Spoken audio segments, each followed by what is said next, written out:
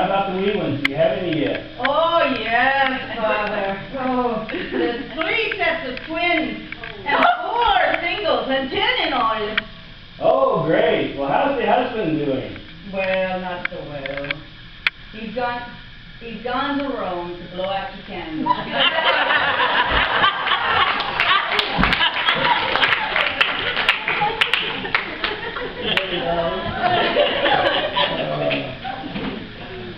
I'll see if I ever hear anything about my accent.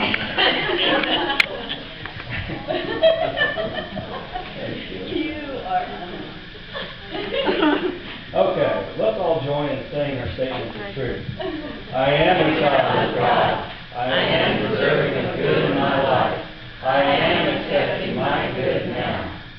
Today's title is The Master's Way of Overcoming.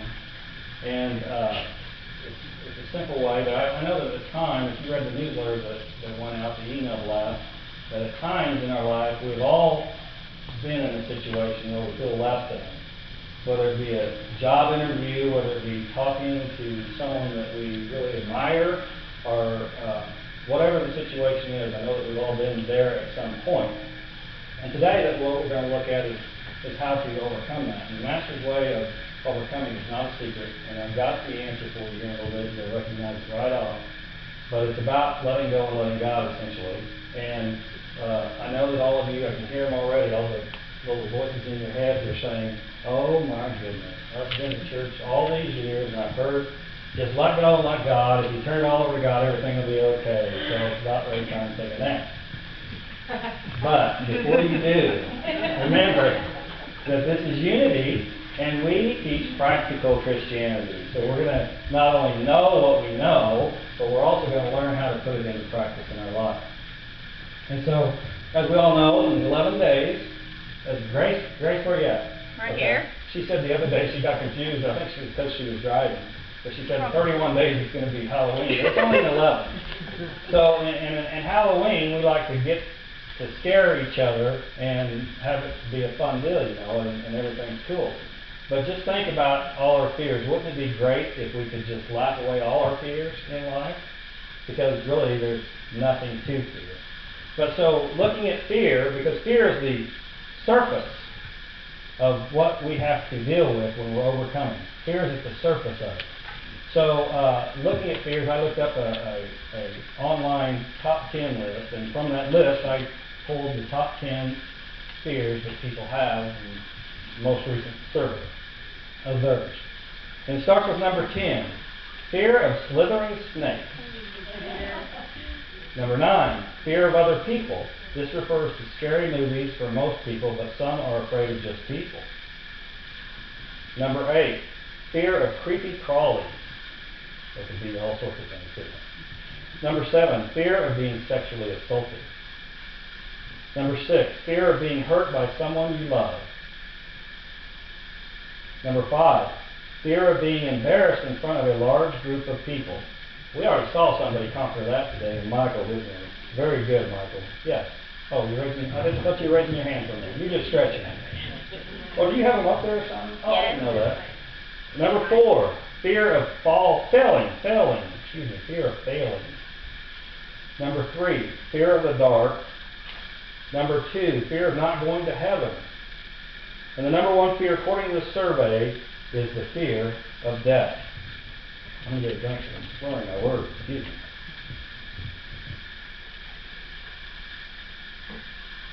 Thank you. Okay, of those top 10, I'm sure that we can all associate with some of them, but the Master's way of overcoming is not anything new. And I'm going to tell you what it is right now because we're going to get into it a little bit, practicing. Master's way of overcoming is the same as it's always been. It comes down to prayer and meditation. That's the practice of the Master's way of overcoming. And so during this talk today, we're going to have 3 different ways that we're going to learn how to pray. And some of them we've already prayed this way, maybe all of them we've prayed this way, and we've prayed at different times in our life these 3 different ways. So coming from a position of fear, the first way of praying may look like this. Dear God, please help me. I give you all the praise and know that you are ruler over the world. let me get through this, and I promise I will go to church on a weekly basis and give you at least 10% instead of holding back some for the things I'm going to do later in the day, like I have been. Just get me through this, and I will be indebted to you forever. Now, I know that everybody's heard of this type of prayer, and it is something that we've probably all done, which is okay, but it's a beginner's prayer. And the good thing about this prayer is that we're admitting that there's more in the situation than just the fear. Okay, so all prayers are good. It's just how we look at them and how we're going to use them. So this prayer is something it's a beginner's prayer. It's kind of a prayer that's asking for something from an entity outside of us, and so know that this is that type of prayer. But as we go, I want to look at all these top three names of things that we fear, and I want to go over those. That beseeching prayer was the one that we started with. And some of the prayers I know that you'll be able to relate with in these, but there's a difference between fear and respect for things. And fear, let's get it straight. Fear, I'm going to use a tiger as an example. Fear is a thing that you are, I don't want to get ahead of myself. Fear is something that you have made up in your mind, essentially.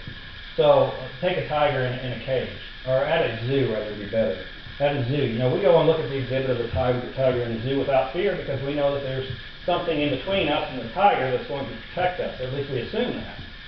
So we go there with that faith, knowing that there's something in there that's going to protect us. But it doesn't mean that if we ever were lucky enough to go on a safari or something, that we're going to get that same distance between us and the tiger. I mean, that'd be foolish. So you have a respect, and so in the wild, the tiger in the wild, if you're going to go see a tiger in the wild, you have a healthy respect for that tiger because of its strength and just the things that it does.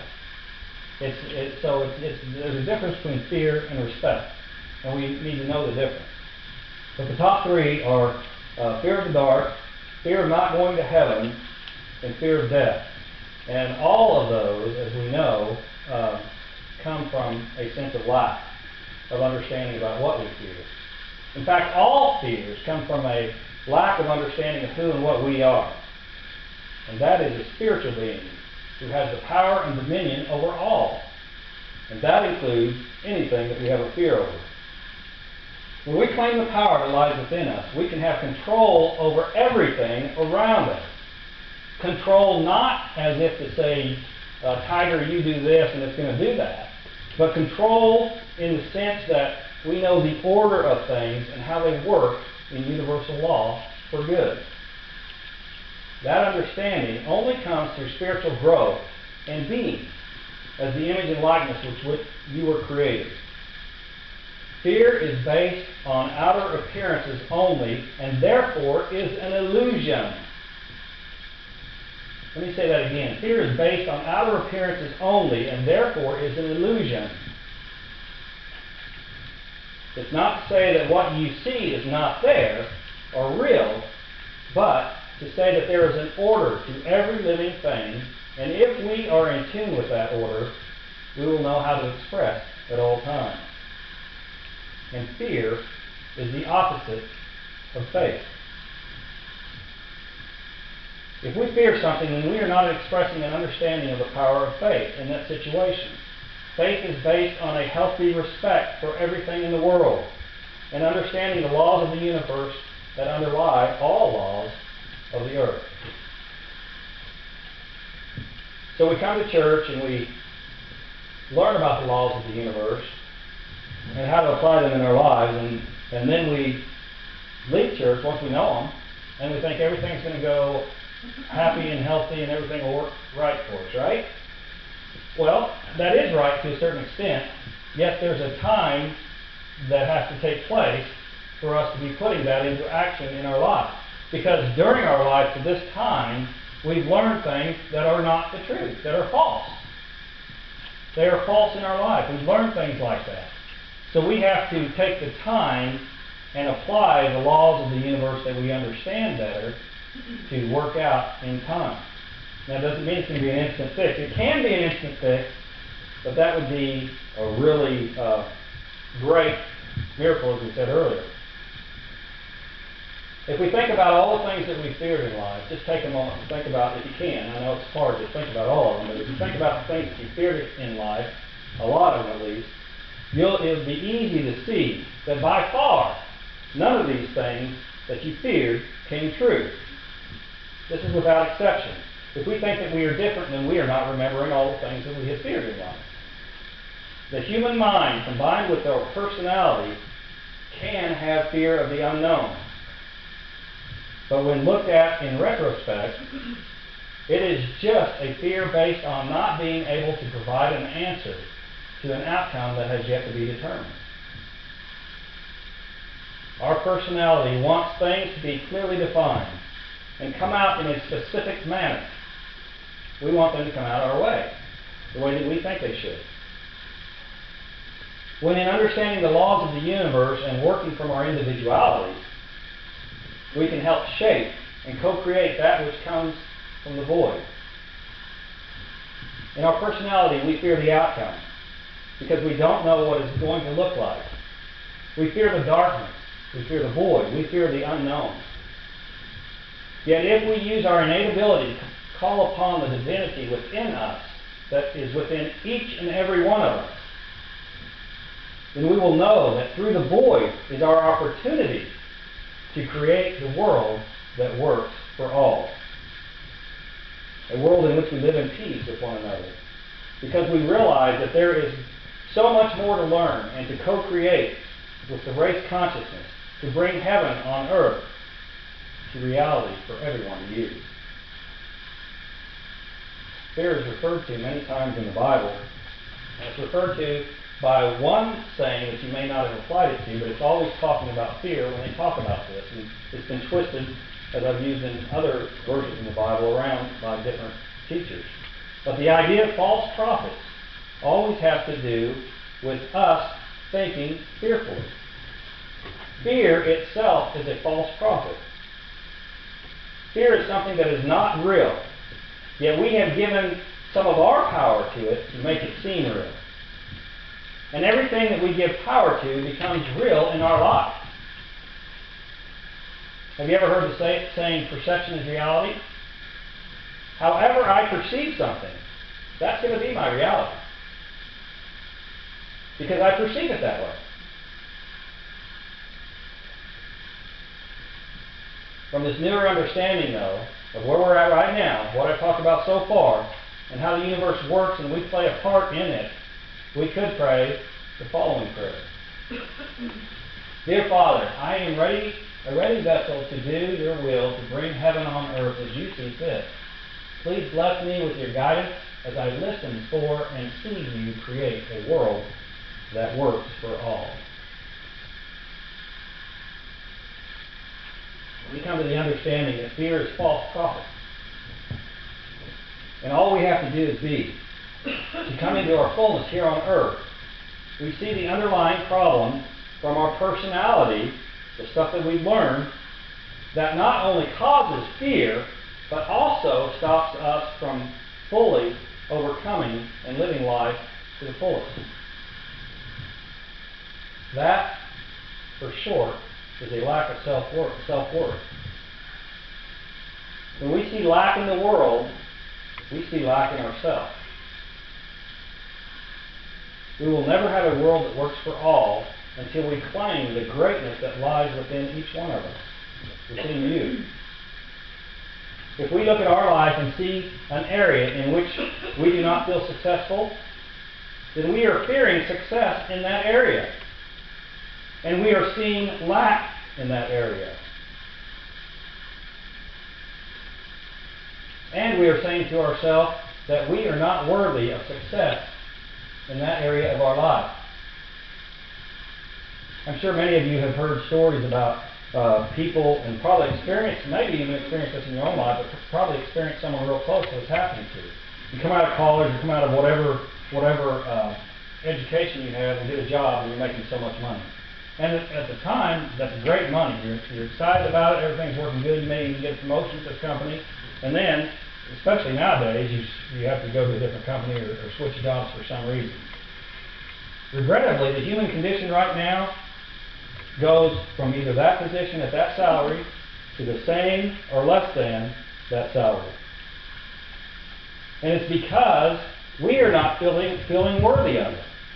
We are making that, we're feeling good about ourselves, and so that's what my top end is right now. When that's not true. That's a false prophet. Your top end is unlimited. Unlimited. And when you understand that, you'll not only help yourself, but you'll also see in the world that everything is unlimited. We can't say our top end is unlimited and go out and say, oh, that rich guy, he had to get his money in some devious way. We can't do that. We're seeing lack in the situation when we do that. No matter how somebody that is wealthy, I'm just using money as this example, who is wealthier than us, if we put on them something that is not the truth, then that is from within us. We have to get rid of that to be able to be unlimited. We have to get rid of that within our own self. And it's easier than you think, but it takes practice and time. And that is all you do is be in the present moment and recognize the thoughts you're thinking. When a false thought comes into your mind, just say, stop. That's not true, and replace it with a statement of truth. There is no lack in the universe. I am a part of the no lack in the universe. I do not accept the recession. I am not going to be a part of it. I'm going to continue to grow in all facets of my life. Extremely important. We can't look at others and say that there's something bad about that person, because it's just a mirror. It is just a mirror. We're seeing that lack in our own life somehow, some way. And that's why it takes time sometimes to figure this out, what it is we're seeing. So don't beat yourself up if you don't get it right off, because it's a process. In order to stand up and change this, we have to be able to say, I am worthy of success in blank. Whatever area that we are seeing lack, whatever area that we want to improve in, we have to be able to do. Look, sometimes we have a job. Well, I'm just using the job because that's the easiest to refer to. Most people can relate to that. If you have a job where you think that I've gone to the top of this, I can't grow anymore at this job, what do we do? And that may be a factual thing in that job. Yet what we can do is do the very best that we can do in that job, and then by accepting that you are doing your very best and you do deserve more, that someone else probably will come in, or I know will come in at some point and see that from you, and if that company doesn't want to promote you, then they're going to grab you for their own company. I think I've told you before that Francie and I, when we both had businesses, when we would go through McDonald's every once in a while, if there was a very good customer representative there that was saying, very helpful in things, we knew McDonald's at that time especially didn't pay their employees that much. So we would ask them if they wanted to come to work for us, because we wanted that. We wanted that type of mindset in our business to help it grow. Very successful formula. So don't stop yourself. You are worthy of anything that you want in life. We have to dispel the fear of the unknown to be successful in any area in our life and to keep achieving success.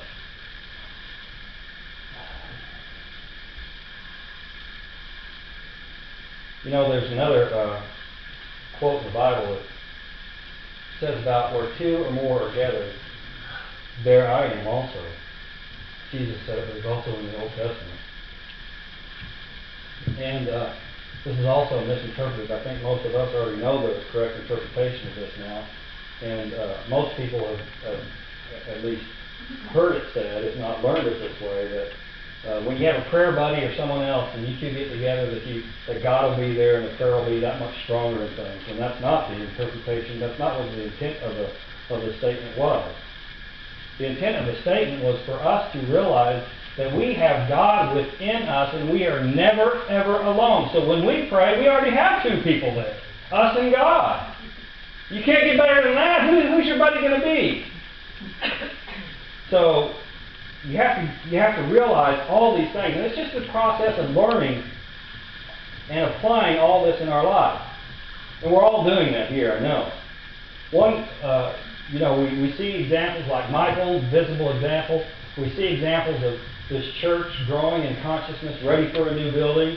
We see all these types of examples. Don't discount them. Continue to see the success, continue to see the unlimitedness that we have within us as an individual and as a race consciousness. All this practice is what we're talking about that we have to apply in our lives to become a master of overcoming anything in our lives. And a master of overcoming still has to apply that all the time. We regrettably never get to the answer of all answers, even though our personality and our human mind wants that. So we do this all by living through the present moment and listening to what our thoughts are.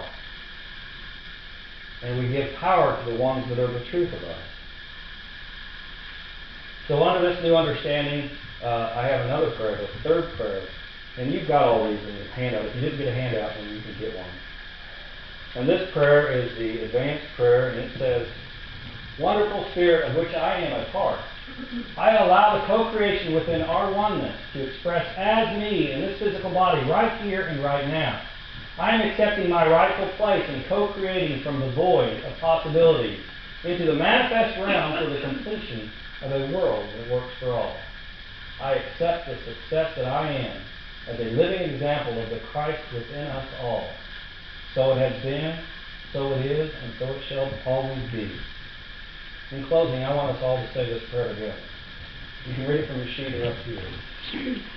Together, please.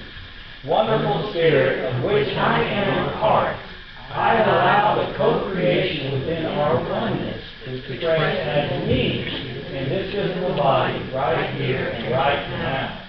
I am accepting my rightful place in co-creating from the void of possibilities into the manifest realm for the completion of a world that works for all. I accept the success that I am as a living example of the Christ within us all. So it has been, so it is, and so it shall always be.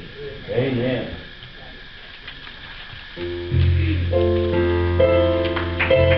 Thank you, everyone, and happy birthday.